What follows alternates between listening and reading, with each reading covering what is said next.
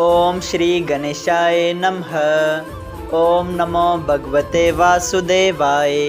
हरे कृष्णा कृष्ण कृष्णा हरे हरे, हरे राम राम राम हरे हरे। तव्हां सभिनी हरि भक्तन खे नमस्ते। प्यारा भक्तों, ही कथा पाण गुरु कृपा से हासिल करे रहा आयूं।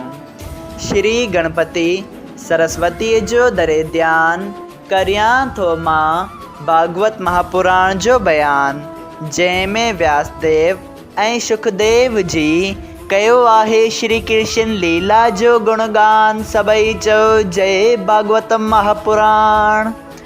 प्यारा भक्तों, कल कथा में पाण श्रीमद् भागवत महापुराण साहिब जे 6 स्कंद जे 13 अध्याय में ॾिठो हो त राजा परीक्षित श्री सुखदेव जी खां सवाल कयो हो त देवराज इंद्र बर्तरासुर जहिड़े वॾे महापापी ऐं वॾे दुश्मन खे मारण बावजूद बि छो ख़ुशि कोन थियो।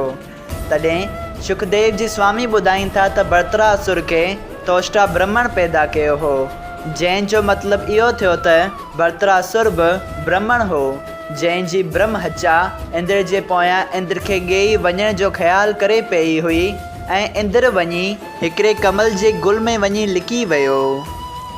हेॾां सुर्गलोक जे राज ते को बि राजा न हुअण सबबा सभिनी देवताउनि वीचार करे राजा नेक खे राजा बणायो। राजा नेक वॾो धर्मात्मा हो, लेकिन इंद्रासन ते वेहण बाद राजा इंद्र जी ज़ाल ते मोहित थी पियो ऐं उन खे पाण वटि घुराइण लॻो।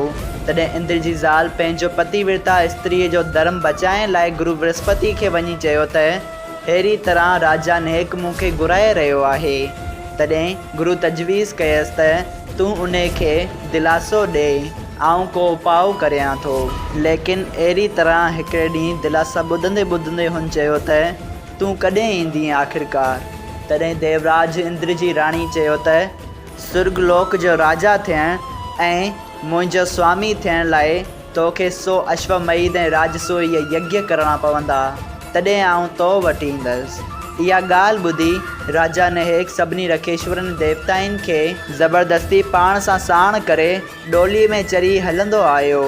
लेकिन जेके ब्राह्मण जिन कॾहिं बि डोली या ॿियो को बोझो न खयो हो, उन्हनि खे हू लतूं हणी चवणु लॻो त जल्दी जल्दी हलो। जंहिं सबबु ब्राह्मणनि क्रोध करे उन खे श्राप ॾिनो, जंहिं श्राप जे प्रताप करे राजा नेक उन ई साथ में मरी वियो। ऐं पोइ गुरु बृहस्पति जी आज्ञा सां देवराज इंद्र उन कमल जे गुल खां ॿाहिरि अची अश्वमेध यज्ञ करे ऐं राजसूय यज्ञ करे पंहिंजो पाण खे शुद्ध बणाए ब्रह्म हचा जे पाप खां छुटे थो। सभई चओ जय श्री कृष्णा। अॼु पाण श्रीमद् भागवत महापुराण साहिब जे 6 स्कंद जो 14 अध्याय शुरू करे रहिया आहियूं, जंहिंजो नालो आहे बर्तरासुर जो अगुणो जन्म। राजा परीक्षित पुछियो त स्वामी सुखदेव जी, साधु ऐं वैष्णव परमेश्वर जा भक्त थींदा आहिनि, पर ही बर्तरासुर त दैत हो, तंहिं खां सवाइ तोष्टा ब्राह्मण जे गुस्से सां पैदा थियो हो। तंहिंखे लड़ाई में मरण वक़्तु कीअं इहो ज्ञान थियो त सभु सुख ऐं दुख नारायण जी इच्छा सां थिए थो। श्री सुखदेव जी चयो त ए राजा, जंहिं सबब सां बर्तरासुर के अंत समय ज्ञान पैदा थियो सो हाल ॿुध। बर्तरासुर अगुणे जन्म में चित्रकीट नाले सतन दीपन जो राजा हो। धर्म ऐं प्रजा पालण सां राज कंदो हो, लेकिन राजा के करोड़ स्त्रियनि हुअण सां बि को औलाद न थियो, तंहिं करे हू 8 ई पैर सोच में रहंदो हो। हिकिड़े ॾींहुं अंगरा रखेश्वर पंहिंजी ख़ुशीअ सां राज मंदिर में आयो ऐं राजा ॾाढे आदर सत्कार सां विहारे उन जी पूजा कई। जॾहिं रखेश्वर राजा खे उदास ॾिसी पुछियो त तूं हेरो वॾो धर्मात्मा ऐं प्रतापी राजा थी उदास छो थो ॾिसण में अची? तॾहिं राजा हथ जोड़े चयो त हे महाराज, तव्हांजे आशीर्वाद सां मूंखे ॿिया सभु सुख आहिनि, लेकिन औलाद न हुअण करे दुखी थो रहां। उन करे सतन दीपन जो राज ऐं सुख बि मूंखे नथा वणनि। हाणे जीअं तव्हीं दया करे हिते आया आहियो तीअं उन सोच खां बि मूंखे छॾायो। इहा ॻाल्हि ॿुधी रखेश्वर चयसि त ए राजा, तुंहिंजी क़िस्मत में औलाद लिखियलु कोन्हे, तूं छो तो एतिरो सोच करीं? मां तोखे भवसागर पार उतरण जी तजवीज़ ॿुधायां थो। तूं परमेश्वर जो भॼन कर जंहिंमें तुंहिंजी मुक्ति थिए। राजा चयो त हे महाराज, मूंखे सवाइ औलाद जे ज्ञान ऐं ध्यानु कुझु बि चङो नथो लॻे। अंगरा रखेश्वर राजा जे औलाद लाइ गिरन तरफ़ ॾिसी चयो त ए राजा, जेकॾहिं तूं एॾो हिठ थो करीं त तोखे हिकिड़ो पुटु थींदो। उन जे पैदा थियण ते पहिरियां ई तोखे ॾाढी ख़ुशी थींदी, पर पोइ रंज थींदो। राजा चयो त हे महाराज, हिकिड़ो दफ़ो पुट जो सुख ॾेखारियो, पोइ जेको थिए सो भली थिए। इहा ॻाल्हि ॿुधी अंगरा रखेश्वर पुट थियण वास्ते राजा खां यज्ञ करायो ऐं पूर्ण आहुति अगन में विझी जेका साकल मतिलब त बचत बची हुई उहो प्रसाद राजा खे ॾेई चयो त ही तूं पंहिंजी हिकिड़ी राणीअ खे खाराए छॾ। राजा उहो साकल मतिलब त उहो बचियल फल वग़ैरह जेको प्रसाद यज्ञ जो हो उहो पंहिंजी वॾी राणी कीर्तवतीअ खे खारायो। हरीअ जी इच्छा सां राणीअ खे गर्भ थियो ऐं 10 महीने पुटु ॼाओ। राजा ॾाढी ख़ुशीअ सां 6 अरब गऊं रीत मौजूब ब्राह्मणनि खे दान में ॾिनियूं। सभिनी मंगला मुखियनि ऐं वॾनि नंढनि खे दिलि घुरियो धन ॾेई ख़ुशि कयो। राजा चित्रकेत जी उन छोकिरे सां अहिड़ी मोहबत ऐं मोह पैदा थियो जो उन जे प्यार करे वॾी राणीअ जे महिलात में राति ॾींहुं छोकिरे वटि वेठो रहंदो हो।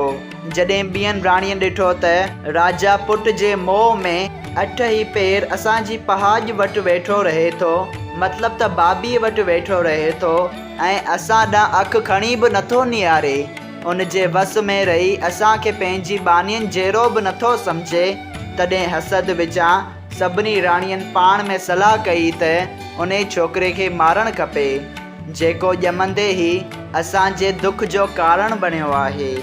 पोइ राजा असांखे बि प्यारु कंदो। इहो वीचार करे उन्हनि मां कंहिं हिकिड़ी राणी उन छोकिरे खे हिकिड़े ॾींहुं अकेलो ॾिसी ज़ेर खारायो, जंहिं करे हू मरी वियो। जॾहिं कीर्तवती राणी उन बालक खे सुम्हियल सम्झी जाॻाइण लाइ आई तॾहिं हिन खे मोवल ॾिसी ॾाढा विर्लाप करणु लॻी। राजा खे जॾहिं इहा ख़बर पई तॾहिं हू बि रोईंदो पिटींदो उते अची ज़मीन ते फां थी किरी पियो ऐं 12 पेरनि ताईं अहिड़ो बेहोश रहियो जो पंहिंजे शरीर जी बि का सुध बुध न हुअसि। जॾहिं राजकुमार जे मरण ऐं राजा जे बेहोश थियण जो हाल ॿुधी शहर में हाहाकार मची वियो, तॾहिं सभई नंढा वॾा महात्म मनाईंदा राज मंदिर में आया। उन बालक जे मरण जो जेको गम ऐं शोक राजा राणी बानियनि बाननि ऐं नगर वासियुनि खे थियो, तंहिंजो बयानु सुखदेव जी स्वामी चवनि था त आउं नथो करे सघां। सभई चओ जय श्री कृष्णा। श्रीमद् भागवत महापुराण साहिब जे 6 स्कंद जो 14 अध्याय संपूर्ण थियो। अगरि तव्हां सभिनी हरि भक्तनि खे हिन कथा मां लाभ हासिल थियो हुजे त कृपया हिन कथा खे ॿियनि हरि भक्तनि सां शेयर कजो त उन्हनि जो बि भलो थिए ऐं तव्हांजो बि भलो थिए। सभई चओ जय सिया राम, राधे राधे।